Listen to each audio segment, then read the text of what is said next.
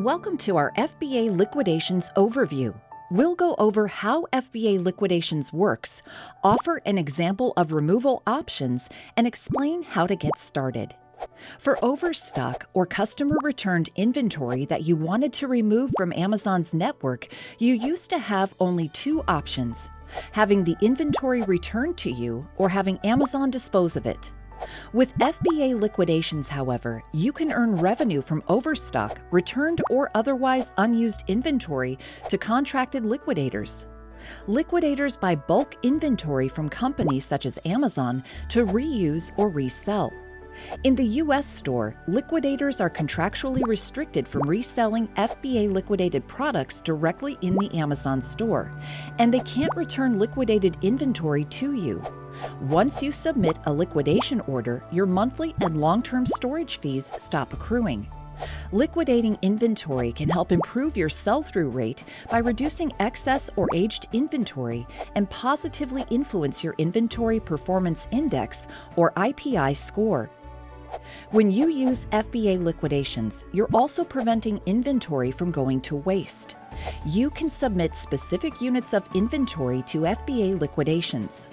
Amazon will determine an average selling price, or ASP, for that ASIN. To calculate the ASP, Amazon looks at several factors, including your overall sales history, the ASIN's average selling price in the Amazon store, and that specific ASIN's sales history. To submit inventory to be liquidated, you'll need to create a removal order. First, sign in to Seller Central and click the menu icon in the upper left corner. Hover over Inventory, then click Manage Inventory. From here, you'll see your inventory. When you see the ASIN you want to edit, click the arrow button next to Edit. Then click Create Removal Order.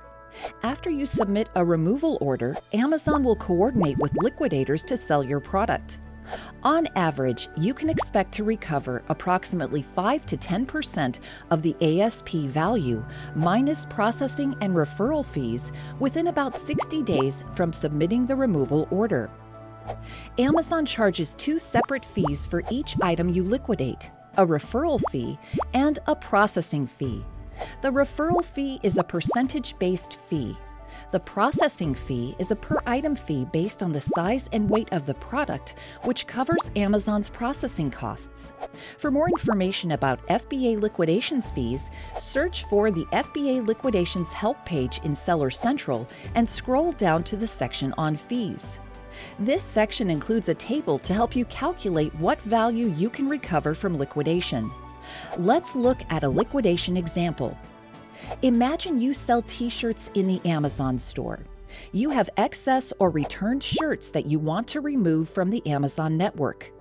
The original options either to return or dispose of inventory are shown in the two far right columns with the headings Dispose and Ship to address. Row A shows the average selling price for your t-shirt at $20. If you wanted to have this item disposed of or returned to you, you can see in row E that you would be charged a 32-cent processing fee. FBA Liquidations gives you a third column, Liquidate. For the same t-shirt, row A shows an average selling price of $20 and a contracted liquidator rate of 7.5% in row B.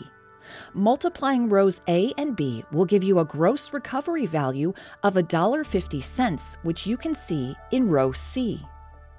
Amazon then charges referral and processing fees in rows D and E.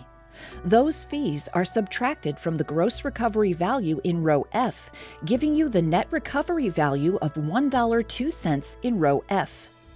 As you can see from this example, if you used the FBA Liquidations program, you could net over $1 per item by liquidating your inventory, having Amazon return it to you or dispose of it. Keep in mind that the information in the chart we reviewed is meant to be used as an example and is subject to change. Remember, you can find this chart on our FBA Liquidations help page. This concludes our overview of FBA Liquidations. For more information, watch the remaining videos in this Seller University course. Thank you and happy selling in the Amazon store.